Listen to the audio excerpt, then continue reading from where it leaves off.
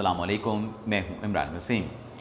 नाज़रीन, प्रोग्राम का आगाज़ हम करेंगे जो इस्लामाबाद हाई कोर्ट के सीनियर जज जस्टिस तारिक महमूद जहांगीरी की मुबैना जाली डिग्री के हवाले से जो बड़ी ख़बर है, इस बड़ी ख़बर की तफसीलात से अपने प्रोग्राम का आगाज़ करेंगे और फिर आपको जो ईमान मिज़ारी ने इस्लामाबाद हाई कोर्ट के चीफ जस्टिस सरफराज डोगर के ख़िलाफ़ जो हैरेसमेंट की एप्लीकेशन फ़ाइल की थी, उस एप्लीकेशन पे चीफ जस्टिस सरफराज डोगर के ख़िलाफ़ कार्रवाई, इस हवाले से जो असूल हैं, जो पैरामीटर्स हैं, उन्हें कैसे बलाए ताक रखा जा रहा है, इस पर भी आप नाज़रीन के साथ तफसीलात शेयर करेंगे। और कुछ और भी अहम डेवलपमेंट्स हुई हैं, उनकी तफसीलात पर भी प्रोग्राम में आगे चल के आप नाज़रीन के साथ हम गुफ्तगू करेंगे। लेकिन प्रोग्राम का आगाज़ करने से पहले आपसे दरख्वास्त के चैनल को सब्सक्राइब कर लें, बेल आइकॉन का बटन प्रेस करें। वीडियो पसंद आए तो इसे लाइक और शेयर ज़रूर कीजिएगा। नाज़रीन, कल सिंध हाई कोर्ट में जो जस्टिस तारिक महमूद जहांगीरी साहब की मुबैना डिग्री के हवाले से जो केस की समाअत हुई है, उस समाअत का जो हुक्मनामा है, वो जो रिपोर्ट किया गया है, उसमें यह बताया गया है कि सिंध हाई कोर्ट के आइनी बेंच ने जो इस डिग्री के मामले पे रजू करने वाले जो वकला थे, उनकी तरफ से दलाइल नहीं दिए गए, उनकी तरफ से दलाइल देने से इनकार किया गया। और जब वो वकला जो कि जहांगीरी साहब की डिग्री का मामला लेके कराची यूनिवर्सिटी के ख़िलाफ़ सिंध हाई कोर्ट में आए थे, जब उनकी तरफ से दलाइल देने से इनकार कर दिया गया, दरख्वास्तों की अदम पैरवी की गई, तो उसके बाद फिर सिंध हाई कोर्ट ने उन दरख्वास्तों को अदम पैरवी पे ख़ारिज कर दिया।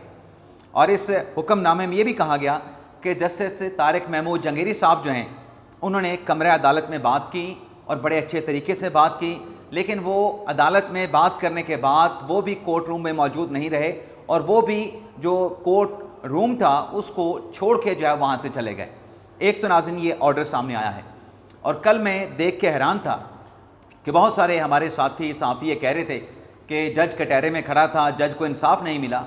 मैंने कल के व्लॉग में भी बात की थी कि जो एक्चुअल जहांगीरी साहब को उस दरख्वास्त में फ़रीक बनाने का जो मामला है, वो तभी उसमें फ़रीक बन सकते हैं जब मरकज़ी जो पटिशन है उस पर वकला दलाइल देते, जो अदालत में पेश नहीं हुए, जिन्होंने दलाइल देने से इनकार किया, और वो दलाइल दे के अदालत के सामने साबित करते कि उनकी दरख्वास्त जो है वो काबिल समाअत भी है, और ये दरख्वास्त जो उन्होंने सुप्रीम अपना सिंध हाई कोर्ट में दायर की है कराची यूनिवर्सिटी के सिंडिकेट्स के ख़िलाफ़ जहांगीरी साहब की डिग्री के मामले पे, उनकी ये दरख्वास्त इसलिए काबिल समाअत है क्योंकि उनका हक़ दावा बनता है। लेकिन जब वकला की जानिब से दलाइल ही नहीं दिए गए, अदालती कार्रवाई का बाइकआउट कर दिया गया, वकला कमरा अदालत से बाहर आ गए, तो वो दरख्वास्त से अदम पैरवी पे खारिज ही होनी थी। तो जहांगीरी साहब को कैसे उस केस में फ़रीक बनाया जा सकता है? लेकिन आज सुप्रीम कोर्ट में जो जहांगीरी साहब ने जुडिशल वर्क से रोकने की जो दरख्वास्त है, उस पर जो अपील दायर की थी, अब उस अपील में अपीयरेंस के लिए जहांगीरी साहब ने अपनी नुमाइंदगी के लिए मुनीर मलिक साहब की खिदमात हासिल कर ली हैं। सुप्रीम कोर्ट बार के साबिक सदर हैं और बड़े प्रोमिनेंट लॉयर हैं, बड़े सॉफ्ट स्पोकन हैं, बड़े अच्छे अंदाज में, बड़े धीमे अंदाज में अदालत में दलाइल देते हैं, और मुनीर मलिक साहब के दलाइल जो हैं वो सुनने के काबिल होते हैं। लेकिन आज इसी मामले पे जो जहांगीरी साहब की डिग्री का इशू है, इस पर कल सिंध हाई कोर्ट का फैसला आने के बाद जो यूनिवर्सिटी है, यूनिवर्सिटी के रजिस्ट्रार ने वीसी की अप्रूवल के साथ अब सिंध हाई कोर्ट की कंपिटेंट जो अथॉरिटी है वो वाइस चांसलर है।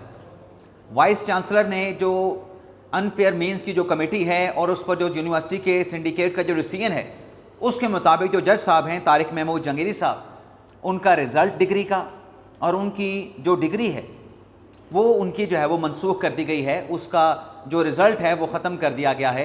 यानी यूनिवर्सिटी ने जो जहांगीरी साहब की डिग्री है उसको कैंसिल कर दिया है कि ये डिग्री जो है वो अनफेयर मीन से जो है वो हासिल की गई थी। ये कानूनी तरीके से, कानूनी मीन्स के साथ जो है ये डिग्री जहांगीरी साहब ने हासिल नहीं की थी।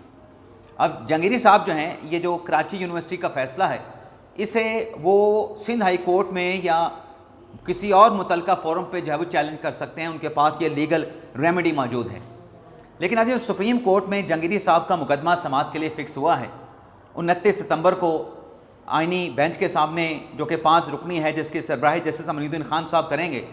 इस पर नाज़रीन एक सवाल भी उठा है।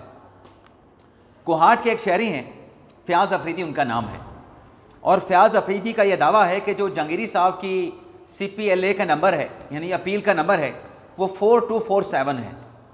और मेरी जो दरख्वास्त थी CPLA है, जो कि आइनी बेंच में समाअत के लिए अभी फ़िक्स नहीं हुई है, उसका नंबर 3072 है, 3072 है। अब फ़याज़ अफरीदी साहब ये कहते हैं कि जो एक असूल और रूल्स में लिख दिया गया है कि जो पहले आएगा उसका केस पहले सुना जाएगा, तो जहांगीरी साहब के साथ ये गैर मामूली जो एक रिलीफ है उनको क्यों दिया गया है? पहले मेरी अपील लगनी चाहिए थी, मेरी अपील तो आईनी बेंच में नहीं लगी, उसको समाअत के लिए फ़िक्स नहीं किया गया, उस पर बेंच नहीं बनाया गया, तो जहांगीरी साहब की अपील कैसे लग गई? तो ये फ़याज़ अफरीदी साहब को हार्ट से कहते हैं कि ये गैर मामूली जो है रिलीफ दे के जहांगीरी साहब की जो डिग्री का जो केस है, या उनका जो जुडिशल वर्क का जो केस है, उसे आईनी बेंच में जो है वो लगा दिया गया है। अब नाज़रीन आते हैं दूसरी खबर पे। नाज़रीन, ईमान मिज़ारी जिन्होंने इस्लामाबाद हाई कोर्ट के चीफ जस्टिस सरफराज डोगर के खिलाफ कंप्लेंट फाइल की थी। कंप्लेंट क्या थी कि मुझे कमरा अदालत में हरासा किया गया है, और मैंने आपको कल भी ये बताया था और उससे पहले भी बताया था, एक तो जहांगीरी साहब की डिग्री के मामले पे कि उनके लिए ख़तरे की घंटी ये है कि ज़रा ये बताते हैं कि दरअसल जो जहांगीरी साहब के जो केसेस अदालतों में चल रहे हैं उसमें उनका जो कंडक्ट है बतौर जज वो चैलेंज नहीं है, बल्कि उनकी जो बतौर वकील जो LLB की डिग्री है, जो कानून की डिग्री है, वो चैलेंज है। तो लिहाजा ये मामला को वारंटों की पटिशन में ही डिसाइड हो सकता है। इस मामले का जो जायज़ा है वो सुप्रीम जुडिशल कौंसिल नहीं ले सकती है। यानी ज़राए कानूनी माहिरीन का ये कहना है कि ये केस सुप्रीम जुडिशल कौंसिल का नहीं बल्कि ये को वारंटों में मेंटेनेबल है। लेकिन जो ईमान मिज़ारी साहबा ने हरासमेंट जो कमेटी बनी है, समन रिफ़त इम्तियाज़ साहब को चेंज करके जो जज इनाम अमीन मिनाज साहब को जिम्मेदारी सौंपी गई है, आज ज़ैनब मज़ारी ने जज साहब को इनाम अमीन मिनाज साहब को लेटर लिखा है जिसमें उनसे ये पूछा गया है कि मेरे जो कमेटी थी हरासमेंट के हवाले से जो एप्लीकेशन पे बनी थी, एक तो सुमन रिफ़त इम्तियाज़ साहब को हटा दिया गया तो कमेटी गैर फाल हो गई। अब आपको इस कमेटी का सरबराह बनाया गया है, तो आप ये बताएं कि आपने मेरी शिकायत के ऊपर अब तक क्या कार्रवाई की है चीफ जस्टिस सरफराज डोगर के ख़िलाफ़। और ईमान मिज़ारी ने यह कहना है ये कहना है अपने ख़त में कि 3 दिन के अंदर आपने हरासमेंट की एप्लीकेशन के ऊपर कमेटी बनाना थी, तो क्या आपने कमेटी बनाई है? मैं इस बारे में मुकम्मल तौर पे लाइलम हूँ। और ईमान मिज़ारी साहबा अपनी शिकायत में अपने ख़त में ये कहती हैं कि जब से मैंने वो complaint chief justice Sarfaraz Dogar के ख़िलाफ़ फ़ाइल की है, मुझे इंतकामी कार्रवाई का निशाना बनाया जा रहा है। और महरंग ब्लॉक का जो केस है वो सरफराज डोगर साहब ने अपनी अदालत में लगा लिया और उसको ट्रांसफ़र करने से भी इनकार कर दिया। अब आप ये देखें कि यहाँ पे जो असूल हैं, जो पैरामीटर्स हैं, उन्हें कैसे बलाए ताक रखा जा रहा है। यानी आप जो ख़ुद दावा कर रहे हैं कि जो चीफ अपना जस्टिस तारिक महमूद जहांगीरी के ख़िलाफ़ जो कार्रवाई हुई है, चाहे वो इस्लामाबाद हाई कोर्ट में हुई है, चाहे वो सिंध कराची यूनिवर्सिटी ने की है, ये मुतलका फ़ोरम नहीं है जज साहब के ख़िलाफ़ कार्रवाई करने के लिए। और ईमान मिज़ारी साहबा और उनके साथ साथ बाकी जो उनके धड़े के या उनके जो हम ख्याल वकला हैं या उनके जो हम ख्याल साफ़ी हैं, वो ये कहते हैं कि ये केस सुप्रीम जुडिशल कौंसिल में चलना चाहिए। इस मामले की छानबीन का, इंक्वायरी का जो अख्तियार है वो सुप्रीम जुडिशल कौंसिल के पास है। अब नाज़रीन, अगर इसी असूल को लेके चलना है कि जहांगीरी साहब के ख़िलाफ़ कार्रवाई सिर्फ सुप्रीम जुडिशल कौंसिल कर सकती है, तो फिर सरफराज डोगर साहब के ख़िलाफ़ जो मुतलका हरासमेंट की जो कमेटी है वो कैसे कार्रवाई कर सकती है? वहाँ पर भी फिर आर्टिकल 209 लगना चाहिए कि डोगर साहब के ख़िलाफ़ भी जो कंप्लेंट है ईमान ईमान मिज़ारी की, वो सुप्रीम जुडिशल कौंसिल सुने। फिर यहाँ पे प्रेस क्यों किया जा रहा है? तो यहाँ पर भी आप देखें कि जो आपका एक असूल है जो आपने खुद वज़े किया है, आप उस खुद अपने ही वज़े किए गए असूल से इनराफ कर रहे हैं। अब नाज़रीन आते हैं, जो अमेरिका में मुलाकात हुई है डोनाल्ड ट्रंप से वज़ीर आज़म शहबाज शरीफ की और फील्ड मार्शल आसिम मुनीर साहब की। अब नाज़रीन, इस मुलाकात के बाद पाकिस्तान में तो मुझे लगता है कि बरनाल जो है वो शार्ट हो जाएगी, क्योंकि बहुत तकलीफ़ पहुंची है इस मुलाकात से। क्योंकि 2 रोज़ पहले जब वज़ीर आज़म की मुलाकात हुई थी सदर ट्रंप के साथ, एक गैर रस्मी गुफ्तगू खलीजी ममालिक के सरबराहान के साथ जो एक गैर रस्मी मुकालमा था सदर ट्रंप का, जिसमें वज़ीर आज़म शहबाज शरीफ भी शरीक थे, उस पर कहा गया कि ये 37 सेकंड की सिर्फ मुलाकात हुई है। ये ढंढूरा पीटा गया। अब तो 1 घंटे और 20 मिनट की मुलाकात हुई है। और इस मुलाकात से मुतल्लिक डोनाल्ड ट्रंप ने जो इशारा किया है कि बड़ी फ्रूटफुल मुलाकात थी, और फिर जैसे वज़ीर आज़म शहबाज शरीफ को और फील्ड मार्शल आसिम मुनीर को उन्होंने एक बेहतरीन शख्सियात करार दिया है, उसके बाद ये कामयाबी जो कि पाकिस्तान की कामयाबी है, आप इसको बेशक फील्ड मार्शल की कामयाबी ना कहें, वे इसे शहबाज शरीफ की कामयाबी ना कहें, लेकिन ये पाकिस्तान की कामयाबी है कि अमेरिकन सदर एतराफ़ कर रहा है कि दोनों बड़ी अहम शख्सियात हैं, लेकिन यहाँ पे क्या बातें की जाती थी कि इनको कोई लिफ्ट नहीं कराता, इनकी सफारतकारी नाकाम हो गई है, ये खुद जाके गले लग जाते हैं, खुद जाके हाथ मिलाते हैं। तो कल की तस्वीरों में अगर आप बॉडी लैंग्वेज चेक करें, तो शहबाज शरीफ साहब की देखें, पॉजिटिव आपको नज़र आएगी, पॉजिटिव बॉडी लैंग्वेज, और उसके साथ साथ जो उनके जेस्चर थे वहाँ पे, उससे भी उन्होंने एक बाख्तियार वज़ीर आज़म का पूरा मैसेज दिया।